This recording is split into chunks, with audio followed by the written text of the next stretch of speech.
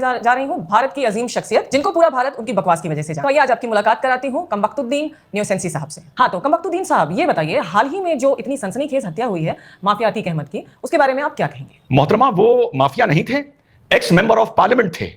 और हमें कोर्ट पर भरोसा है, हमें संविधान पर भरोसा है, हमें जजेस पर भरोसा है। उनको अगर सजा कोर्ट से मिलती, न्यायालय से मिलती तो हमें खुशी होती, हम जश्न बनाते। लेकिन जिस तरीके से जय श्री राम बोलकर उनको मारा गया है, हम तत्काल योगी आदित्यनाथ जी को, जो ये फिक्का परस्ती और रेडिकलाइजेशन फैल रहा है, तुरंत योगी आदित्यनाथ जी को इस पर इस्तीफा दे देना चाहिए।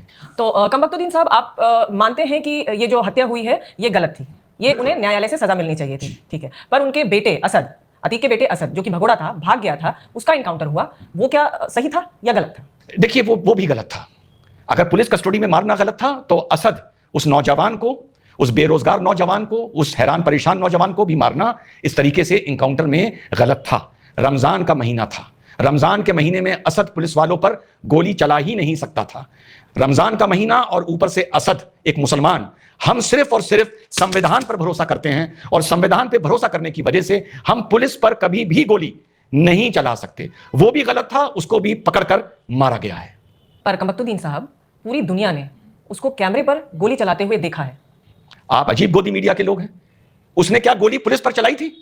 हम संविधान को मानते हैं, संविधान को मानते हुए हम कभी भी पुलिस पर गोली नहीं चलाएंगे। क्या आपने असद बेटे को, उस नौजवान को, उस सीसीटीवी में क्या पुलिस पर आपने उसे गोली चलाते हुए देखा है? आप बताइए। आप बदनाम कर रहे हैं उस बच्चे को, क्या आपने उसे पुलिस पर गोली चलाते हुए देखा था? जब हम संविधान पर यकीन रखते हैं तो हम कभी भी पुलिस पर गोली नहीं चलाएंगे, और किसी ने उसे पुलिस पर गोली चलाते हुए नहीं देखा। लेकिन सर, बम से मरते पुलिस वालों को तो पूरी दुनिया ने देखा। बम असद ने मारा था?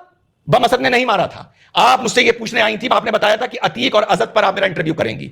गुड्डू मुस्लिम ने क्या किया है मैं नहीं जानता, पर बेटे ने, बच्चे ने, असद ने पुलिस पर बम नहीं मारा, क्योंकि असद भी संविधान पर यकीन करता था। सर, जैसा आपने बताया कि अतीक के मामले में आप न्यायालय के फैसले का सम्मान करते हैं, तो क्या असद सरेंडर कर देता तो आप उसको भी यही सलाह देते कि उसे सरेंडर कर देना चाहिए था? न्यायालय पर हमें भरोसा नहीं है। इसी न्यायालय ने ही एक नौजवान को, बेगुनाह को, अफजल गुरु को फांसी दी थी।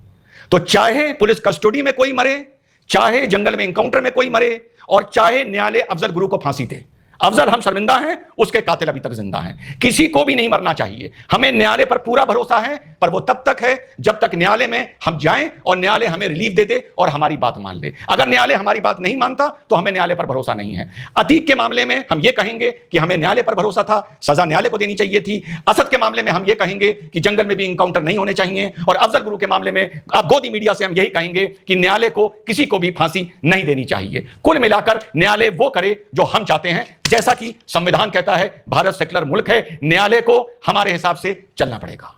तो कमबख्तुद्दीन साहब, आप मुझे यह बताइए कि आप संविधान पर भरोसा करते हैं, न्यायालय पर भरोसा करते हैं, पुलिस पर भरोसा करते हैं, आप किस पर भरोसा करते हैं? किस प्रकार से न्याय किया जाए?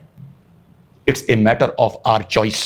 हमारी जब चॉइस होगी हम संविधान पर भरोसा करेंगे, जब चॉइस होगी हम कुरान पर भरोसा करेंगे, जब चॉइस होगी हम न्यायालय पर भरोसा करेंगे, और जब चॉइस होगी हम न्यायालय पर भरोसा नहीं करेंगे। हमें संविधान पर यकीन है, संविधान सेक्युलर है, और यह सेक्युलर संविधान हमें इसकी इजाजत देता है। तो सर, ये बताइए कि माफिया अतीक के साथ और उसके परिवार के साथ जो कुछ भी हुआ है वो गलत हुआ? आप माफिया अतीक ना बोलिए, उसको x Muslim member of parliament बोलिए। पहले आप ये बोलिए, वरना मैं इंटरव्यू छोड़ के जा रहा हूं, मैं भी चला जाऊंगा उठ के। ठीक है सर, आप जैसा कहें। तो जो ये एक्स मेंबर ऑफ पार्लियामेंट है, x Muslim member of parliament के साथ जो भी हुआ वो गलत हुआ, नाइंसाफी हुई उनके साथ, उनके परिवार के साथ? बहुत बड़ी नाइंसाफी हुई है। लोकतंत्र का कत्ल हुआ है, संविधान का कत्ल हुआ है, जिस पर हम भरोसा रखते हैं। महात्मा गांधी के सपनों का कत्ल हुआ है, अंबेडकर साहब के सपनों का कत्ल हुआ है। मोहतरमा, आप बात कैसी कर रही हैं? ठीक है सर, तो जो उमेश पाल के साथ इस एक्स एमपी ने किया वो भी गलत था? एक्स मुस्लिम एमपी बोलिए ना। Okay, ex Muslim MP. जी, कोई गलत नहीं किया। रोजगार नहीं है, नौकरियां नहीं है।